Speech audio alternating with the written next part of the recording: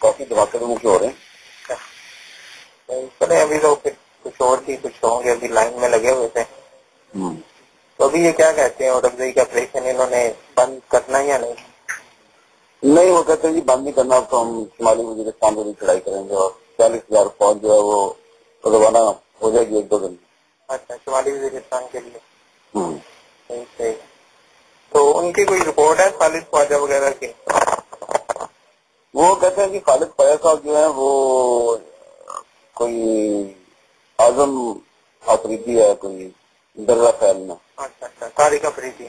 طارق افریدی اس کے پاس. اچھا. ہاں. تو یہ مطلب کہ کیا گورنمنٹ کے ISI کے بندے ہیں اسپیشل یہاں؟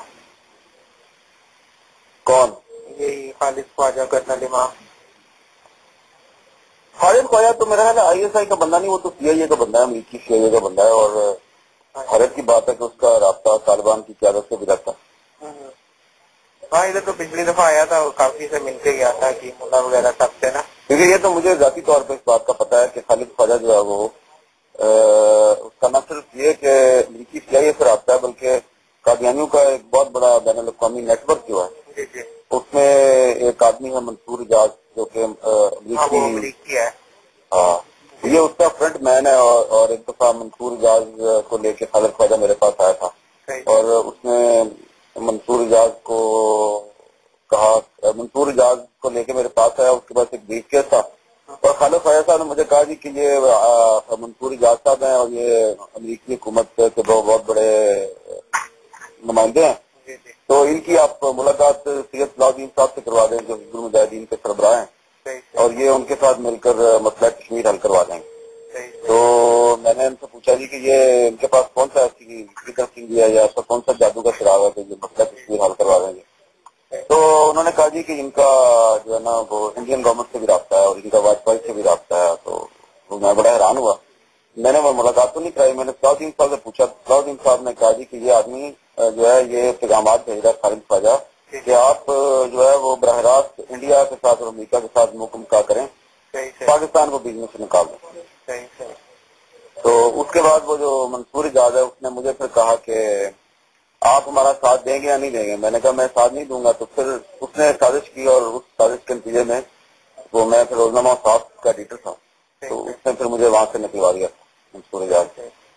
تو میں سمجھتا ہوں کہ خالد خواجہ کا نہ صرف CIA سے رابطہ بلکہ یہ قادیانیوں کا بھی ایجنٹ ہے اور مجھے بڑا افسوس ہے کہ یہ قبائلی علاقوں میں جاتا ہے اور ادھر ادھر لوگوں نہیں. ابھی تو میں اس کو شاید پکڑ لیا طالبان نے، کیونکہ ان کے ساتھ والا تھا تو وہ اس کی تو ڈیمانڈ رکھی انہوں نے جو صاحب کا $10 ملین. تو ابھی تو وہ ان کے پیچھے. اور آپ کو پتا ہے کہ اس کی جو بیوی ہے اس نے لال مسجد میں کیا کردار ادا کیا تھا؟ نہیں، وہ تو مطلب کچھ پتا ہے کہ نیگیٹو بہت کیا تھا، لیکن وہ یہ تھا کہ عبدالرشید غازی صاحب جو ہیں اللہ ان کو جنت نصیب کرے، انہوں نے آخری وقت میں جو میرے ساتھ بات کی تھی وہ یہ کی تھی، وہ یہ کہہ رہے تھے کہ یہ تو پتا نا آپ کو ان کا مولانا عبدالعزیز صاحب کے ساتھ مکمل طور پر اتفاق نہیں تھا. جی ہاں، یہ تو ان کا وہ تھا. ہاں، وہ یہ چاہتے تھے کہ جو اندر بچے اور بچیاں تھے وہ ان کو بچانا چاہ رہے تھے عبدالرشید غازی صاحب. اور اس مقصد کے لیے انہوں نے کافی لچکتا مظاہرہ کیا اور یہاں تک کر لیا تھا انہوں نے کہ وہ کہہ رہے تھے کہ میں گرفتاری دینے کے لیے بھی تیار ہوں. شرط صرف یہ تھی کہ میرے ساتھ جو لوگ ہیں ان کو گرفتار نہیں کیا جائے گا اور ان کو آپ چھوڑ دیں گے، میں گرفتاری دے دوں گا.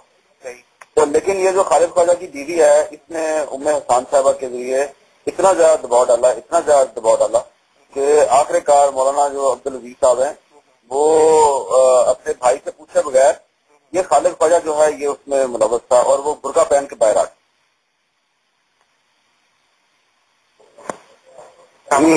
جی وہ کٹ گیا تھا.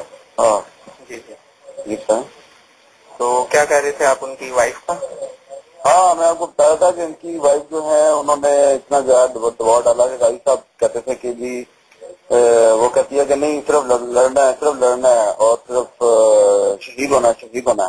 اور اس کے بعد یہ کہ نہ صرف یہ کہ خالد خواجہ صاحب مسجد میں سے نکل گئے بلکہ وہ خود بھی بھاگ گئی، اس کی بیوی جو ہے خالد خواجہ. اچھا ہاں، یہ سنا تھا وہ بھاگ گئی تھی بعد میں. وہ بھی بھاگ گئی اور اس کے بعد پھر وہ مولانا عزیز صاحب بھی نکل گئے، ان کو وہ برقع پہن کے باہر نکلے. انہوں نے مجبور کیا تھا. ہاں، انہوں نے کروایا تھا تو وہ باہر نکلے. اس کے بعد پھر وہ گرفتار کر لیا اور پھر جب وہ گرفتار ہو گئے تو اس کے بعد پھر جو ہے وہ جو اپنا عبدالرشید غازی صاحب صاحب ہیں، پھر انہوں نے مجھے فون کیا، انہوں نے کہا کہ اب میرے پاس کوئی راستہ نہیں ہے، میرے خاندان پہ اور علماء پر اتنا بڑا بدنامی کا دھبا لگ گیا کہ میرے بھائی کو برقعے میں گرفتار کیا گیا اور پاکستان ٹیلی ویژن پر اس کو اس طرح پیش کیا گیا. یہ اتنا بڑا داغ لگ گیا کہ اب یہ داغ صرف اور صرف میرے خون سے مٹے گا. تو پھر انہوں نے بس پھر وہی ان کی بات جو انہوں نے اپنی بات پوری کی اور انہوں نے قربانی دے دی. اس لیے خالد فیاض صاحب جو ہیں اور ان کی جو وائف ہے یہ تو اور کوئی جانے نہ جانے اللہ تعالیٰ کے سامنے تو ان کو جواب ایک دن دینا ہی پڑے گا. ابھی یہ آئے تھے ادھر نا تو کچھ ساتھیوں سے میرے ملے تھے تو ان کو یہ کہہ رہے تھے کہ آپ نے اگر پاکستان میں کام کرنا ہی ہے تو آپ کرو ہمارے کہنے کے اوپر. کوئی ایکسیڈنٹ ہے میاں والی میں کہہ رہے تھے کہ اس کے ساتھ میں آپ لوگوں کی سیٹنگ کروا دوں گا تو پاکستان میں جو امریکہ کے کنٹینر جاتے ہیں ان کو آپ لوٹ لو اور ان کو آگ نہ لگاؤ بلکہ بندہ بھی ہم دیں گے تو اس کو آپ بھیج دینا. یہ وہ کہہ رہے جو پاکستان میں کاروائیاں کرنی ہیں وہ بھی ہم آپ کو جگہ دیں گے، ہر چیز دیں گے، پیسے بھی دیں گے. اگر کوئی وہ جو مرضی کریں آپ ان کنٹینروں کے ساتھ لوٹیں امریکہ کا سامان، اس کو آپ لوٹیں جلائیں، اس سے مجھے کوئی سروکار نہیں. لیکن اس کو یہ تو پوچھیں کہ تمہارا منصور اجاز سے اور ولیم کیسی کے ساتھ کیا تعلق؟ ولیم کیسی CIA کا سربراہ تھا صحیح اور یہ جو ہے یہ خود میرے سامنے اعتراف کر چکا ہے کہ اس کا ولیم کیسی کے ساتھ تعلق رہا ہے. اس سے کہیں کہ چلو ولیم کیسی کو بھی چھوڑو، جو قادیانی ہوتے ہیں میں تو قادیانیوں کو کافروں سے بھی بدتر سمجھتا ہوں. اس کا قادیانیوں سے کیا تعلق ہے؟ منصور اجاز سے اس کا کیا تعلق ہے؟ یہ اس سے پیسے کیوں کھاتا ہے؟ یہ اس کے ساتھ وہ پاکستان جب آتا ہے تو یہ اس کو لے لے کے ہر جگہ پہ کیوں پھرتا ہے؟ یہ مجاہدین کے